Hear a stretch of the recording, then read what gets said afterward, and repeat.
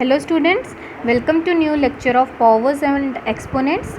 So in the previous lecture we have discussed about two laws of exponents. So from here we are discussed the other laws of exponents. So first one is so look here, the third law हमें क्या बोलता है कि अगर एक base है और उसकी एक पॉजिटिव पावर है, अगर आप उसका रेसिप्रोकल ले लोगे तो वो पावर जो है वो डिनोमिनेटर में जाके नेगेटिव हो जाएगी. सेम हम इसे क्या बोल सकते हैं कि अगर नेगेटिव पावर आपके पास न्यूमिनेटर में है तो हम जब उसका रेसिप्रोकल लेंगे तो वो डिनोमिनेटर में जाके पावर क्या हो जाएगी, पॉजिटिव हो जाएगी. मतलब इसको हम किस तरह से लिख सकते हैं, 2 रेज़ टू द पावर अगर 5 है तो डिनोमिनेटर में ये किसके बराबर हो जाएगी, 2 रेज़ टू द पावर -5 के बराबर हो जाएगी. या आप क्या कह सकते हो, अगर 2 रेज़ टू द पावर -5 है ये किसके बराबर आ जाएगा, 1/2 रेज़ टू द पावर 5 के. अगर ऊपर पॉजिटिव है तो नीचे नेगेटिव होगी, ऊपर नेगेटिव है तो नीचे पॉजिटिव होगी. देखो ये कैसे आ रहा है, आपको पता है 2 रेज़ टू द पावर 5 क्या होता है, 32. तो रेसिप्रोकल अगर हम इसका ले लें तो वो क्या हो जाएगा, 1/32. ठीक है. सो 1/32 क्या है आपके पास, इसका रेसिप्रोकल. इसका मतलब क्या हुआ कि 32 की पावर क्या बन रही है, -1. ऊपर जब भी जाती है उसका मतलब क्या होता है कि -1 हो जाएगी. और 32 किसके बराबर है, 2 रेज़ टू द पावर 5 और इसकी पावर -1, और ये किसके बराबर हो जाएगा, 2 रेज़ टू द पावर -5 के बराबर. ठीक है.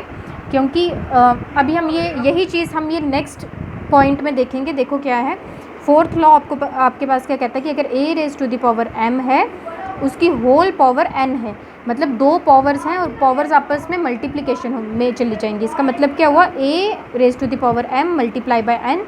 यही चीज़ देखो यहाँ पर यूज़ हुई है, 2 रेज़ टू द पावर 5 थी और इसकी बाहर पावर क्या थी, -1.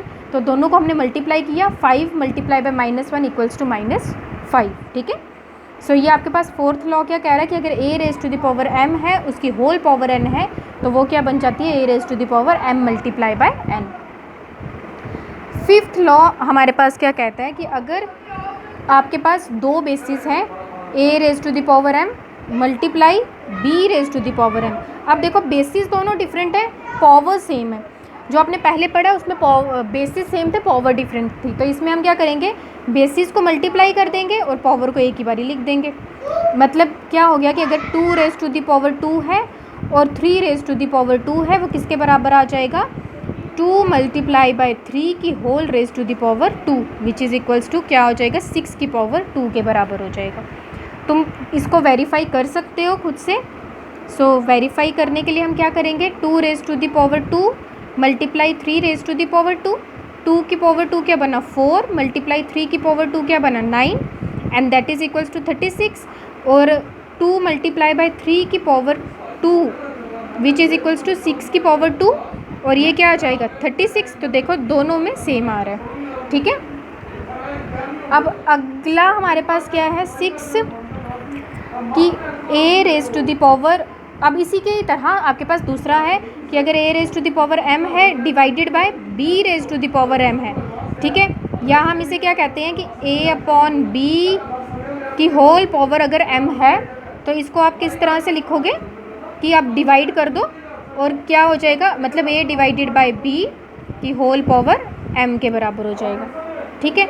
या इसको हम कैसे लिख सकते हैं, a raise to the power m upon b raise to the power m.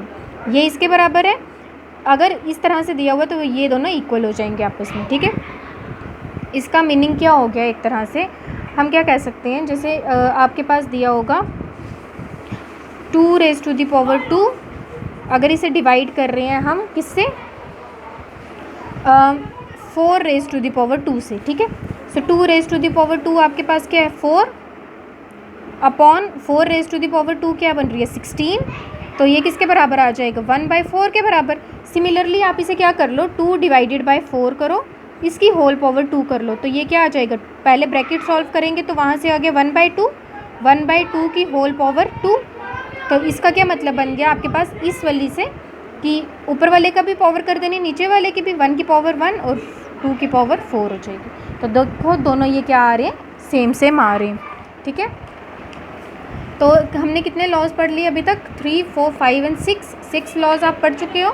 So last law जो है हमारे पास, जो बेसिक लॉ है वो है a raise to the power 0 equals to 1.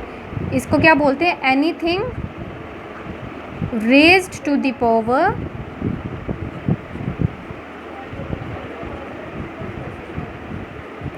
power 0 equals to